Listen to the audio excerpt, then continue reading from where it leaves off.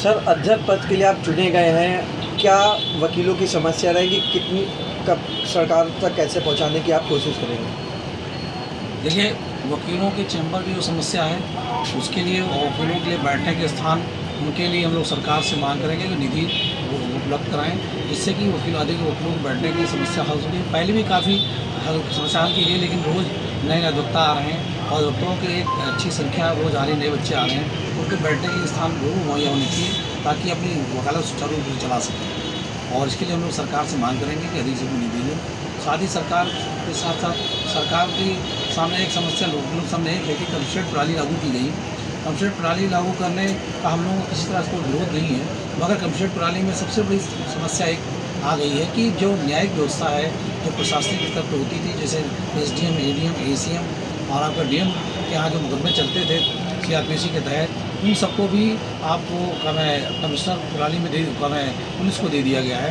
तो एक बहुत बड़ी विकट समस्या है कि जो व्यक्ति आरोपी है, पुलिस ही आरोप लगा रही है और पुलिस उसकी सुनवाई कर रही है, तो वहाँ न्याय की मिलने की उम्मीद बिल्कुल क्षीण हो जाती है और वहाँ न्याय मिलना बड़ा मुश्किल कार्य हो जाता है, क्योंकि आरोपी कभी न्यायकर्ता नहीं हो सकता है। इसलिए हमारी सरकार से मांग है कि कमिश्नरेट प्रणाली के तहत लॉ एंड ऑर्डर उनको दिया जाए, मगर जो न्यायिक व्यवस्था है जो पूर्व में थी उसी तरह से जो आपका डीएम ऑफिस में एसीएम, एटीएम या प्रशासनिक अधिकारी इनको जो पहले दी जाती थी, जो सुनवाई उनको दी जाए। और सबसे बड़ी इसकी एक ज़रूरत इसलिए भी है कि आम जनता को इस न्यायिक प्रणाली से बहुत दिक्कत है, क्योंकि जगह जगह अलग अलग बहुत दूर दूर कोर्टें बना दी गई हैं, जिसमें एसीपी से कहीं बैठते हैं, कहीं एडीसीपी बैठते हैं। तो कोई कल्ली पश्चिम में है, तो कोई आपका जयपुरिया के पास, आपका गोमती नगर में है, कोई दुबग्गा के पास है। इस तरह से लखनऊ के जगह कोने कोने पे बना दिया गया है, तो उससे आम आदमी को पहुँचने में दिक्कत होती है।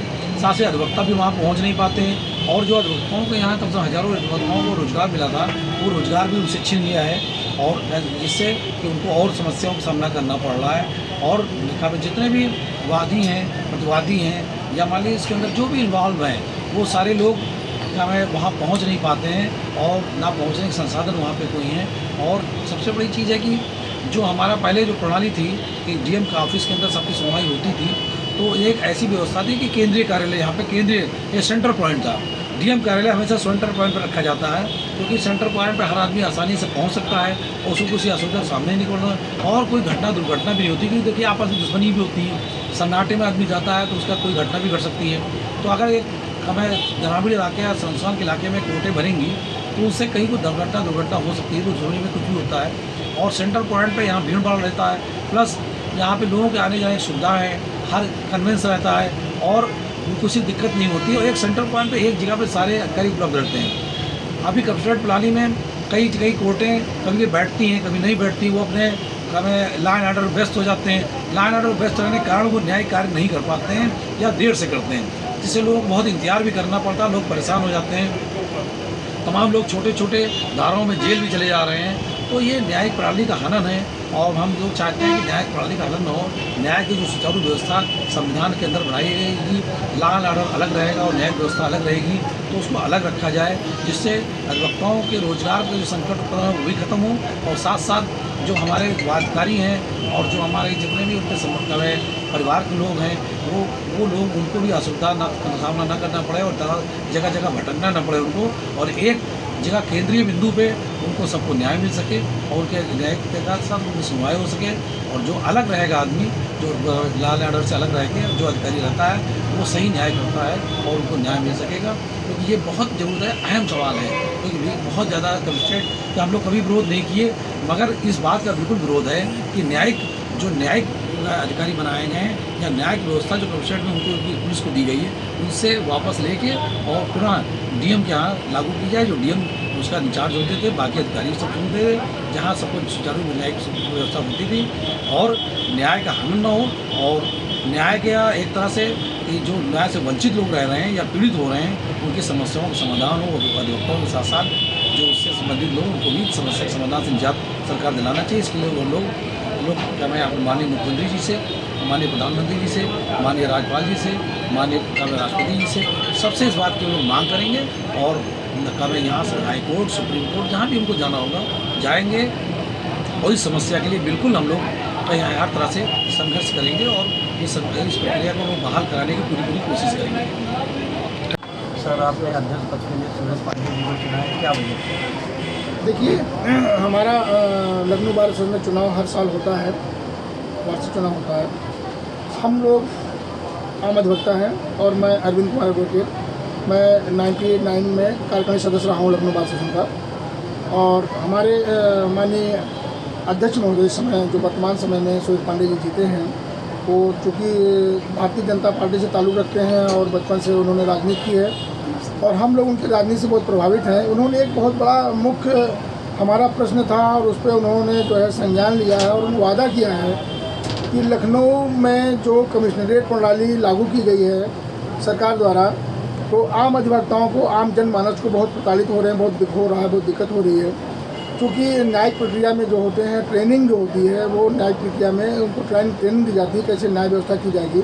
जो पुलिस कमिश्नरेट के अधिकारी, उनको कोई ट्रेनिंग दी जाती है। क्योंकि पुलिस जो अधिकारी कमिश्नर हैं, उनके नीचे मातहत उनके जो दरोगा हैं, डीएसपी हैं, सब लोग पुलिस वाले ही होते हैं। क्योंकि उन्हीं की शिकायत को लेकर, क्योंकि बाप बेटे की शिकायत एक दूसरे से नहीं की जा सकती है।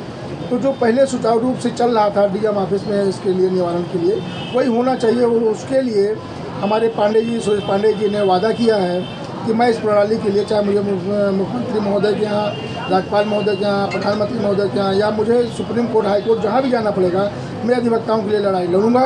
और उसी इनके कार्यक्रम, इनके जो वादा है, उस पर अधिवक्ता एकजुट होकर के साथ दिया है।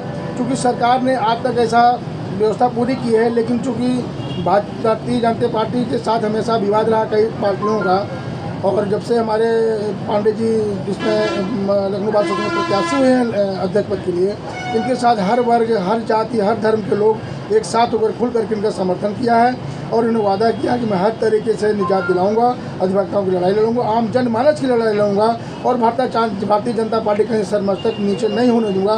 चाहे कुछ भी हो जाए, अधिवक्ताओं के लिए लड़ाई लड़ते रहेंगे और सरकार से मैं जो भी वादा होगा मैं पूरा कराऊंगा, काम कराऊंगा। कई राजनीतिक दल का आरोप भी लगातार हो रहा है कि कमिश्नरेट प्रणाली जब से लागू हुई है, छोटी छोटी धाराएं होती है जिसमें मुचलका मिल जाता है, उसमें भी पीड़ित को जेल भेज दिया जाता है। देखिए, ऐसा होता है। उसमें एक साइटेशन था प्रकाश अवस्थी जी का, जिस समय 107-16 का मुकदमा हुआ था। तो और जिलों में तो खैर थी जमानत ली जाती, लेकिन हमारे यहाँ प्रकाश अवस्थी जी का एक साइटेशन माननीय हाईकोर्ट का है, तो उसमें जमानत नहीं ली जानी चाहिए। क्योंकि 107-16 में मजिस्ट्रेट को पावर होती है कि वो अपने विवेक पे, चाहे अगर विवाद ज़्यादा है, बड़ा खतरनाक ज़्यादा है या बहुत ज़्यादा दिक्कत वाला, तो उसमें जमानत ले सकते नहीं। तो ऐसी कोई आवश्यकता नहीं होती जमानत देने के लिए।